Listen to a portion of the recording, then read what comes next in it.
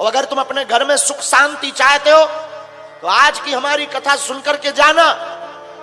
तुम्हारी जिंदगी में बदलाव ना आए तो कर लेना, लेकिन जीवन में उतार करके जाना कथा को। तो तुमको एक सत्य घटना सुनाता हूं। एक नया नया विवाह है, एक गरीब घराने की बेटी थी, दिखने में बड़ी सुंदर थी। तो अमीर घराने में उसका विवाह तय हो गया। विवाह हुआ, अमीर घराने में आई। अमीर घराने में आकर के वो बड़ी प्रसन्न, घर वालों ने बड़ा स्वागत किया, क्योंकि दिखने में बड़ी अच्छी गुणवान थी, सुयोग्य थी, बड़ी सरल थी, बड़ी सहज थी। इसलिए लोगों ने, परिवार वालों ने, उस बच्चे ने, उसकी मां ने, सासू मां ने स्वीकार कर लिया। दीपावली आई तो दीपावली के बाद एक नियम होता है मिठाई भेजने का। बहू के घर से ससुराल पक्ष में मिठाई के डिब्बा आते हैं, जो ससुराल में पूरे परिवार को बांटा जाता है। ये तो थे बड़ी गरीब घर से।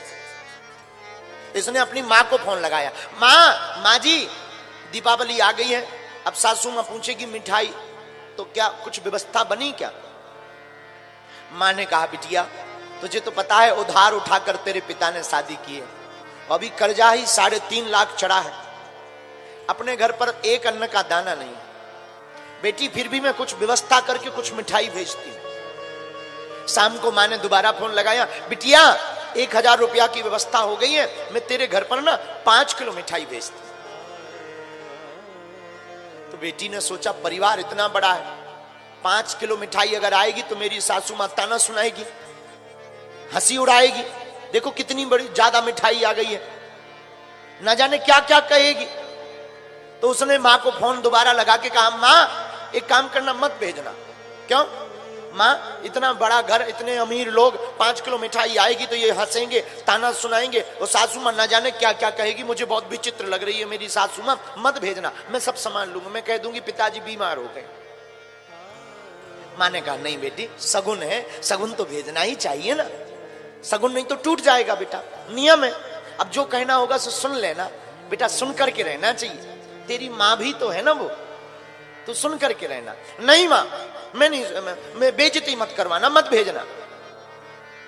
लेकिन माँ ने 5 किलो मिठाई भेज दी। दूसरा दिन हुआ, सासू माँ ने पूरे रिश्तेदारों को बुलाया, हमारे बहू के घर से मिठाई आई है, मिठाई आई है, आओ आओ। पड़ोसियों को बुलाया, परिवार को बुलाया, 100-150 लोगों को बुला दिया। अब तो बहू ऊपर बैठी बैठी माथा पटके के, हे भगवान मिठाई आई नहीं, आई भी होगी तो 5 किलो आई होगी। पहले के जमाने में नाई मिठाई लेकर के नाऊ आता था, 5 किलो आई होगी। आज तो सासू मां ने मरवा लिया, ये सबके सामने आज बेइज्जती करेगी, आज सबके सामने ताना सुनाएगी, आज सबके सामने मुझे भला बुरा कहेगी, आज सबके सामने ये हंसी करेगी, मेरी और मेरे बाप की हंसी करेगी, मेरे पिता की हंसी करेगी। मैं क्या करूं? बार बार बहू चक्कर लगावे, कमरे में दरवाजा देखे, खिड़की खोलकर देखे, बार बार आंगन में झांक कर देखे, सब बड़े बड़े बड़े बड़े मेहमान आ गए, हंसी ठहाका लग रहा, चाय पी रही। सासू मां ने नीचे से आवाज लगाई, बहू, अरे ओ बहू। अब तो बहू का शरीर एकदम श्वास तेज चलने लगी। हे भगवान अब क्या होगा? नीचे डरी डरी उतरी, नीचे सिर करके खड़ी हो गई, बहू बहू तेरे घर से मिठाई आई है, ले तू सबको बांटती जा। और सासू मां ने आवाज लगाई, लाओ मिठाई। क्या देखती है? बड़े बड़े डिब्बों में भर करके, थालियों में भर करके 150 डिब्बों में 150 किलो मिठाई आई है।